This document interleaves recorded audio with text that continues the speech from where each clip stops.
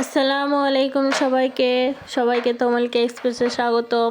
তাই মানে চাচু একটা টেবিল নিয়ে এসছে, সেটা এখন আনবক্সিং করতেছে। তো দেখেন কীরকম টেবিল। তো গ্রিন কালারের টেবিল নিয়ে এসছে, এটা প্যারট গ্রিন। তো খুলে সেট করা হোক, তাহলে দেখেন কেমন লাগে টেবিলটা। এখন সেট করা হবে। স্টাডি টেবিল, তো এটা আগে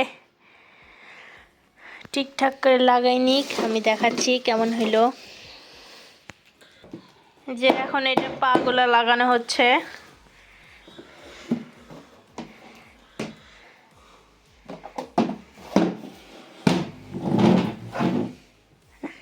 এখন এটাতে আমি বসে পড়াশোনা করব, এই জন্য আনে দিয়েছে নাকি।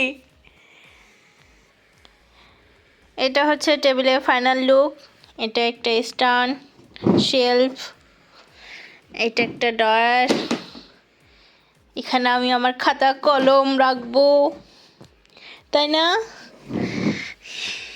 এটা এমনিতে ছোট করা যাবে, বড় করা যাবে। এটাতে স্ট্যান্ড লাগানো আছে এক্সট্রা।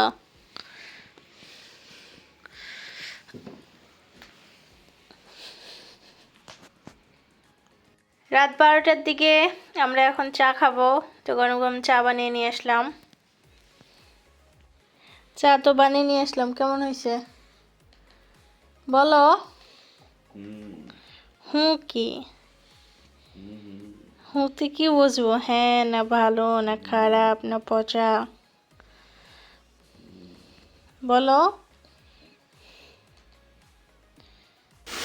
আমার আলু ভাজি শেষের দিকে, এখানে মাংস চাল দিয়েছি, এখানে ভর্তা করতেছে টমেটো আলু, ভাত হয়ে গেছে। রান্না শেষে খাবার দিলাম, গরু মাংস, আলু ভাজি, কদু ভাজি, আলু টমেটো ভর্তা, শসা, লেবু। এই কুয়াশার মাঝে ভাবছিলাম যে কম্বল বের করতে হবে না, কিন্তু কুয়াশা বুঝিয়ে দিল কম্বল বের করতেই হবে।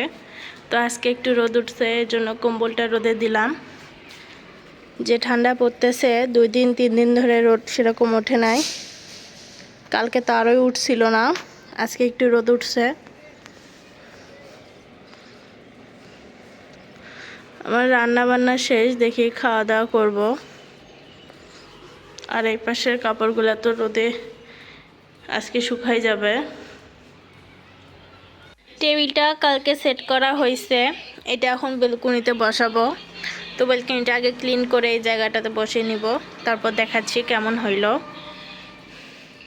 তো গ্রিন কালার নিয়েছে, ভালোই হয়েছে, কিন্তু এটা দেখে মনে হচ্ছে ছোটো বাচ্চাদের পড়ার টেবিল। তো আমি ছোটোখাটো একটা টেবিল চাইছিলাম, যেহেতু বানাইতে যাইতাম তাহলে অনেক খরচ পড়তো, তার থেকে এটা কিনে নিয়ে আসছে। এর আগে একটা নিয়ে আসছিল, সেটা অনেক ছোট ছিল, তো ওটার থেকে এটা একটু বড়।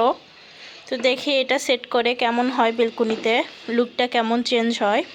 আমার টেবিলটা অ্যারেঞ্জ করা হয়ে গেল, দেখে জানাবেন কেমন হয়েছে। এখন টেবিলের জন্য 2টা চেয়ার বা টুল নিতে হবে, যেখানে এখানে বসে চা খাওয়া যায়। তো এটাতে এক্সট্রা ড্রয়ার আছে, তো আমি এই ড্রয়ারে ওইটার কাগজটা রেখে দিচ্ছি। যখন ব্যবহার করা শেষ হয়ে যাবে ওটা দিয়ে রাখবো, কারণ বাহির থেকে অনেক ধুলা আসবে, অত পরিষ্কার করা যাবে না সব সময়। তো কাগজটা দিয়ে রাখলে ধুলাটা অত পড়বে না। এদিকে আমি অ্যালোভেরার গাছগুলো লাগিয়ে নিলাম, এটার ডান্ডিটা ভাঙে গেছিলো, তো এখানে 2টা ছিল, একটা করে লাগাইলাম।